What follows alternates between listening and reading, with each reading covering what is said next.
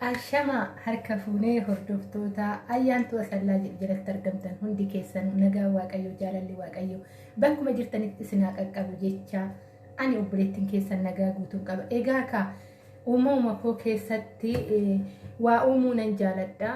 Haalatu natti mijachuu dide malee manuma keessatti akkuma jireenya mataa kootiitti waa tokko mana keessatti uumee hojjechuu nan jaaladha. Egaa ka har'a meeqa keenya tuyyuu bakki nu hojjennu nyaata nu hin jaalanne yookaan nyaata nu kana hin beeknu hin jaalannu hin nyaannu yookaan nu fidhayyamamu jennee wanni jibbinu baay'eetu jira. Fakkeenya manoota harabootaa keessatti akka raammoo waan adda addaa wanni hojjetan ni jira. Allaattiiwwan adda addaa mana nan jiru kanatti waan akkasii ni hojjetu. Egaa ka har'a waan akkasiitti hojjetame. Kanneen illee ni barbaadu. Isumarraa garuu qannasee ta'uu naa ta'u salaxaa hojjedhee salaxaa baay'een jaaladha. Baay'ee gaariidha qaama namaatiif illee jedhee tana yaada. Ani akka kootitti baay'ee na fayyade waan ta'eef egaa ka waanuma xiqqoo kanarraa kan isaaniiti nu hojjedhu naan jedhani. Egaa ka asirraa waa tokko fudhadhee tokkichuma fudhadhee asirraas affeelamaadha hundi isaatuyyuu kanas fudhadheetu jechuudha. Kaarotis qayisiris qaaras fudhadhee waanuma baay'ee bareeddu waanuma bitaayitii keenya bareeddu waanuma ammoo nullee gaafa hojii isaanii xumurree waggaa dadhabnu itti fayyadamnu wayitan hojjedhee tanan yaada. Asumaan immoo ergaa kooti kun eenyumtu bakka jirtanitti hojjetattaniitu waan yeroo namarraa fudhatu miti hojjetattaniitu nyaachuu ni dandeessan.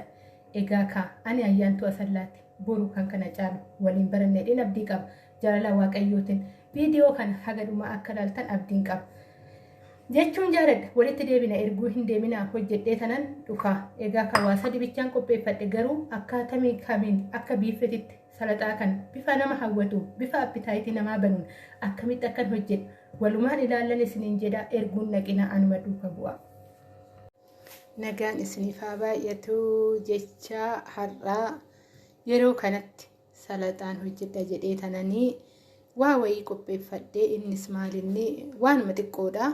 Waan xiqqoodha garuu waan xiqqoo kana walitti finnee akkamitti mi'eeffannee bareeffannee hojjetanna kan jedhu.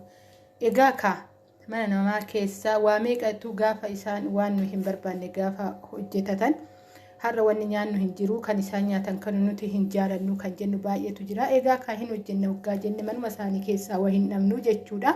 Anis har'a akkasanidha nyaanni mana kanatti ani jaaladhu hin hojjetame waan ta'eef egaa ka har'a waan xiqqoo wayii kanarraa qannafadhee hojjedhee tananii kaarotis asirraa waa fudhadhee qaaras akkasuma fudhadheetu hojjetadhee tananii salaxaadha baay'een jaaladha. Anuma faana tura akkaataatti hojjetan hundaayyuu isa walumaan laallensiniin jedha erguu hin deemina. Egaa ka qayisirii akkanatti mureetti qopheeffadheetu jira. Kun argitanii bifa dhedheeratiin qopheeffadhee Azawwi asitti bifi mitiyan kanan hojjechaatu jiru boru shiroollee namni yookaan mana kee dhufee keessummaan tasa mana kee dhufee inqaan oftu waanuma mana kee keessa jiru diizaayinii itti dhumtee biratti shiroo hoggaa hojjettee keessummaa kee osuma hin qaaneffatin keessummeeffattee jechuudha haaluma salphaatti. Egaa ka keessummaan akka biyyoota biraa qaxaratee guyyaa kana sa'aatii kanan dhufa hin jedhu keessummaan biyya keenya osumaati nyaachaa jirtullee sitti dhufuu danda'a. Kanaafuyyuu oluma kaatee waggaa qabaattee haala salphaa osuma bilcheechinuyyuu lab gootee hojjechuu ni dandeessa. Isallee labbii akkamitti akka godhamu gaafa tokko nan hojjedha. Haalli onaa mijaate. Garuu mana namaa keessa yeroo hundaa wanti kushiinaa kun naaf hin mijatu malee osoo naa mijatee waa baay'een barsiisuu barbaada. Waa baay'een ofii kiyyasis achumaan muuxannoo naaf ta'anaaf illee hin dagaddu waan ta'eef boruufiyyuu jechuudha.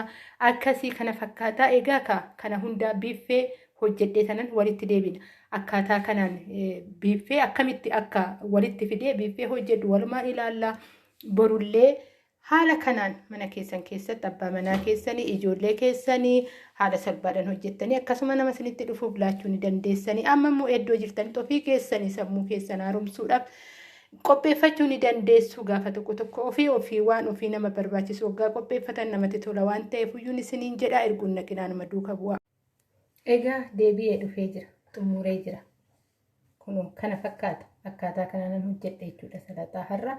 Egaa akkanatti illee hojjetattanii teechifattanii waggaa nyaata nyaattan cinaa nyaata keessatti waggaa godhattan baay'ee gaariidha. Ammaaf kana fakkaataa boruuf garuu kana isin fayyadee tan hojjedha har'a bichaa osoo hin ta'in borullee mana ofii keessatti irra caalaa mana ormaa keessatti yeroo ofii fuyyuu kana hojjetannu miti gizee jennee uumaa keenyaafuu shaawuriidhaa yeroo seennu dhabuu dandeenya hundi keenyaa ni beekna warri mana namaa keessa jiru garuu boruuf ni fayyada viidiyoo kana garaallee sammuu keenya keessa taa'a boru hin yaadan kanaafiyyuu nu fayyada warri har'a haalli isin mijatee tokko qopheeffachuu hin dandeenye boru mana keessatti akka qopheeffatan abdii guutuun qaba. Kanaafiyyuu nuti immoo irra jaala shamarran biyya arabaa jirru warri wal dhaggeeffannu waan ta'eef abdiidhaan jiraatti shamarran biyya arabaa boru jireenya gaarii akkan jiraadhu abdiin qaba jechuuf gola namaa keessatti sa'a 24 dhaabbachaa haala mijanni haala mijatu keessatti wal gargaaraa kan jiru waan ta'eef abdii boruutifan kana qopheessanis kunuuti ilaalaa boru abdiidhaan mana kee keessatti abbaa manaa keetii ijoollee keetii hojjettee akka laattu ofii keetiifis hiriyoota kee wajjinis akka hojjetattee nyaattu abdii guutuun qaba. Kanaafiyyuu viidiyoon koo har'aa kana fakkaata warra isinitti tole laayikii godhaa yaada keessan koomentii jalatti naa barreessaa akkasuma warri maatii ayyaantuu hin taane koottaa ayyaantutti dabalama walumarraa boru waan gaarii baran waan gaarii godhuun ofii koofii siifii miti atis akkasuma waan gaarii dalagi gaafa san kee ofiif dalagattee jechuudha waan gaarii. Namaaf waan gaarii gaafa yaaddu waanuma gaarii sii ta'a. Ammuma yaaddu horta. Ammuma ati guddattu akkuma sammuun kee guddatu yaadni kee guddatu qabeenyi keetis qabeenyi kee immoo beekumsa keetidha. Ani beekumsatti amana malee qabeenya dhuunfaa qarshiitti amanu qarshiin ni argama inni dhabamas homaayyuu miti.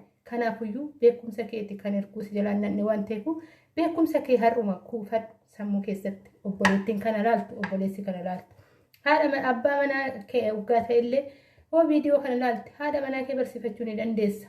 Kanaafiyyuu ammaaf viidiyoon koo kana fakkaataa aga viidiyoo biraatti walitti deemutti turtii gaarii naaf qabaadhanis niin jedha ani ayyaantuu asallaati. Egaa kaakunoo kana fakkaataa hordoftoota kooyii salaxaa hojjedheetoo jira.